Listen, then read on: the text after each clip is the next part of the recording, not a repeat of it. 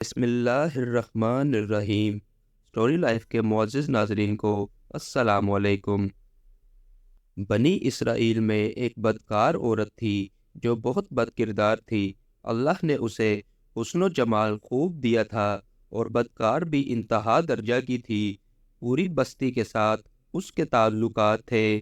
وہ اتنی مالدار ہو گئی کہ اس نے اپنے لیے بڑا محل بنا لیا تھا اور ایک تخت بنوایا، اور وہ بن سنور کر ملکہ کی طرح تخت پر بیٹھتی تھی، اور اس کے ساتھ غلط تعلق رکھنے والے پورے شہر کے امراء تھے۔ اس کی زندگی ایسے ہی گزر رہی تھی۔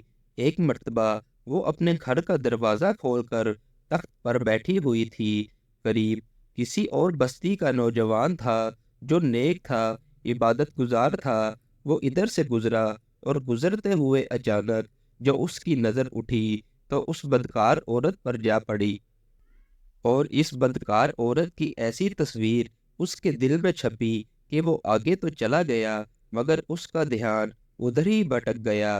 پھر وہ مراقبہ میں، ذکر میں، تسبیحات میں، تلاوت میں جب بیٹھتا تو اس کا دل ہی نہیں لگتا تھا۔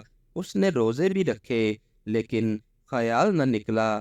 اس نے اپنے آپ کو تکلیف بھی پہنچائی، کئی دن اپنے آپ کو بھوکا پیاسا بھی رکھا مگر اس کے دل سے خیال نہ نکلا۔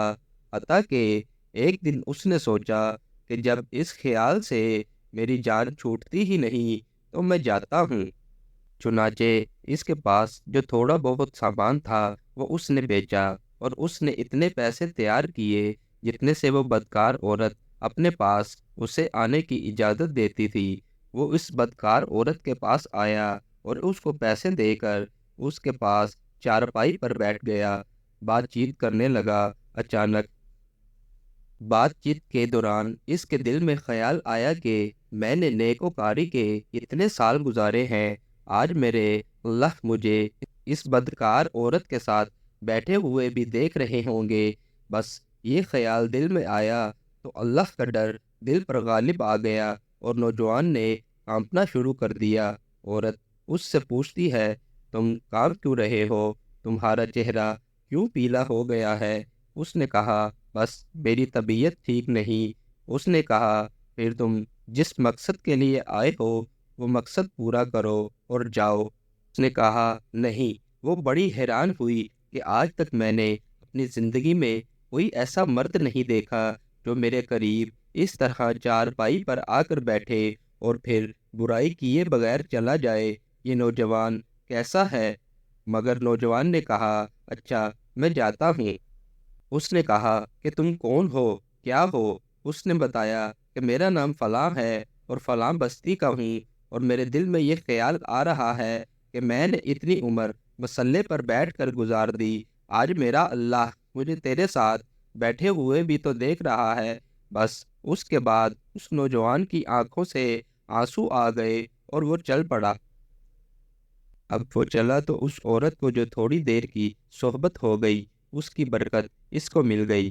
چنانچہ عورت کے دل میں خیال آیا کہ یہ کنوارا نوجوان اتنا اللہ سے ڈرتا ہے جبکہ اس نے گناہ بھی نہیں کیا، اور میں تو سارا دن اور ساری رات گناہوں کا مرتکب ہونے والی ہوں، میں تو خدا سے ڈرتی ہی نہیں۔ اس کے دل میں شرمندگی پیدا ہوئی، ندامت ہونے لگی، میں کیا کروں؟ دل میں خیال آیا کہ حضرت موسیٰ علیہ السلام سے پوچھتی ہوں کہ کیا میرے لیے بھی کوئی توبہ کی صورت بنتی ہے۔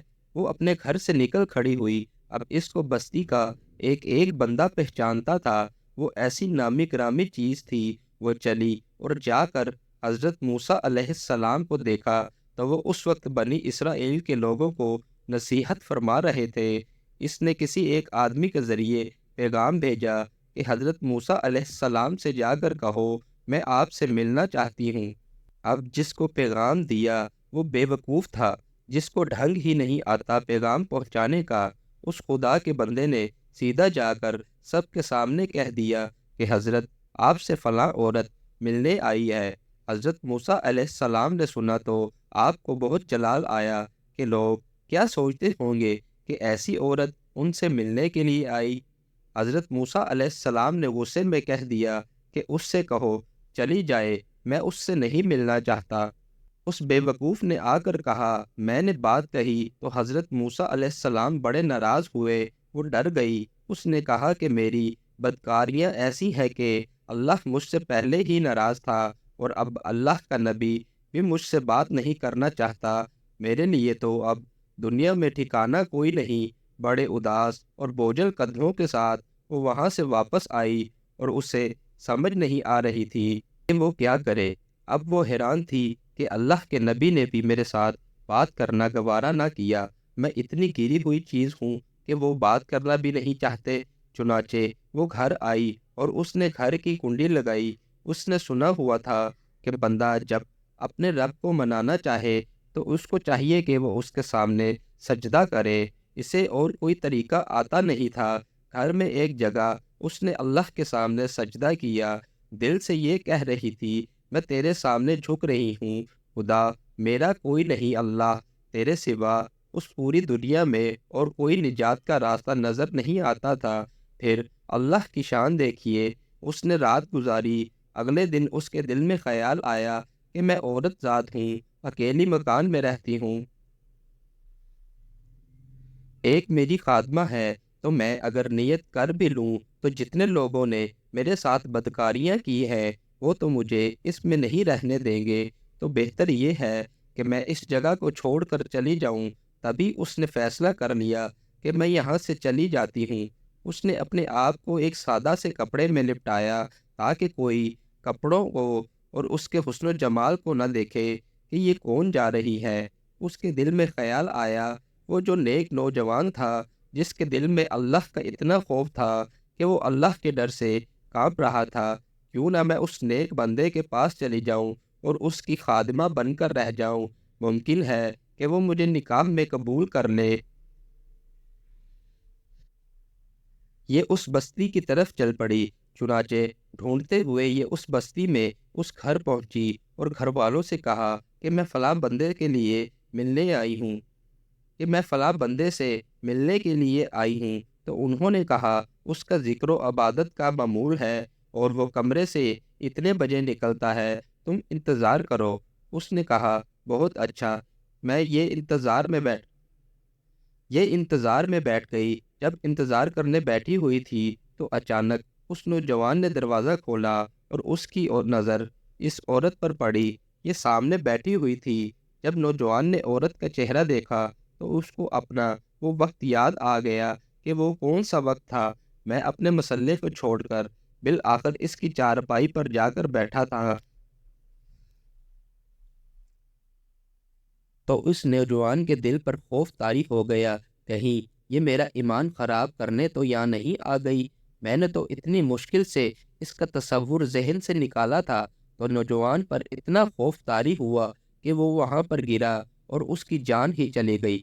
اب اس کی وفات پر گھر والے بھی رنجیدہ اور اس عورت کو بڑا ہی غم تھا۔ خیر 3 دن کے بعد اس عورت نے اس کے گھر والوں کو بتایا کہ میں تو اس نیت سے آئی تھی، تو انہوں نے کہا اب تو وہ اس دنیا سے چلا گیا، اس کا ایک بھائی ہے، اگر تم مناسب سمجھو تو ہم اس سے پوچھ لیتے ہیں، اگر وہ تمہارے ساتھ نکاح کرے تو تمہیں اس کے ساتھ نکاح کر لو۔ اس نے کہا ٹھیک ہے۔